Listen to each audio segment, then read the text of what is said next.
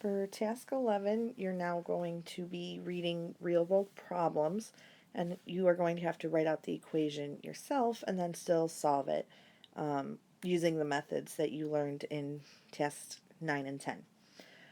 It would be really helpful to use that keywords graphic organizer from Unit 6 to help you identify the keywords so you know what type of equation, if it's going to be an addition or a subtraction or a multiplication or a division.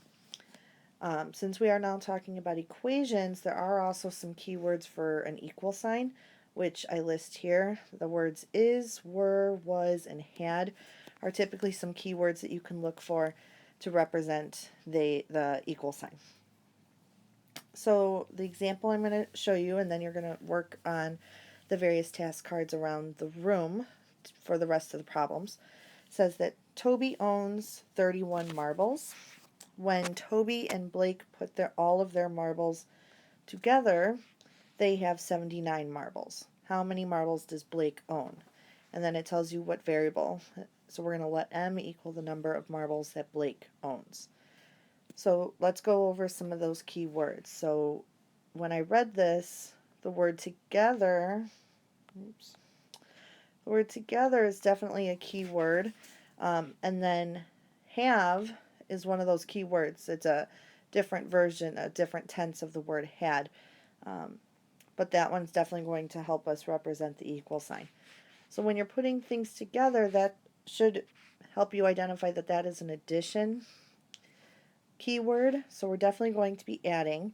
And then have is one of those keywords that you should look for an equal sign.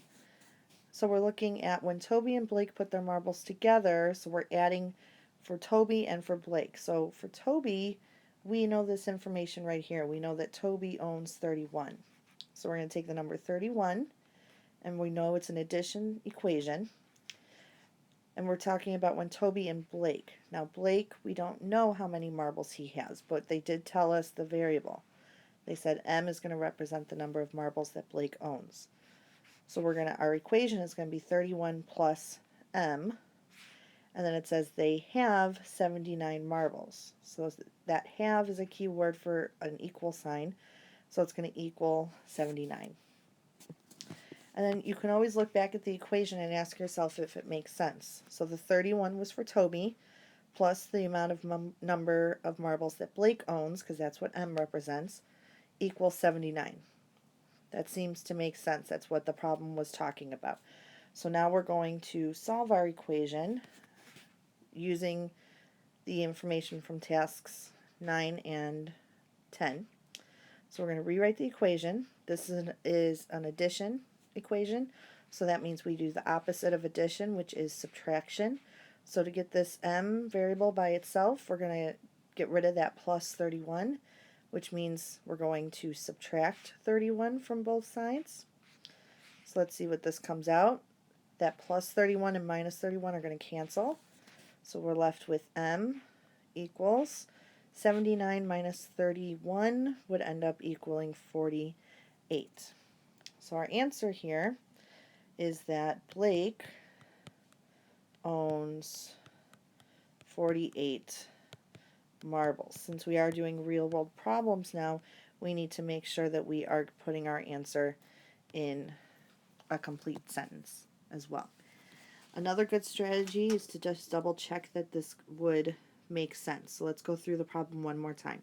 It said Toby owns 31 marbles. When Toby and Blake put all their marbles together, so if we had Toby has 31 and now we're saying Blake owns 48, if we put those together, 31 and 48, that comes out to be 79. So then looking at the problem, it all fits together.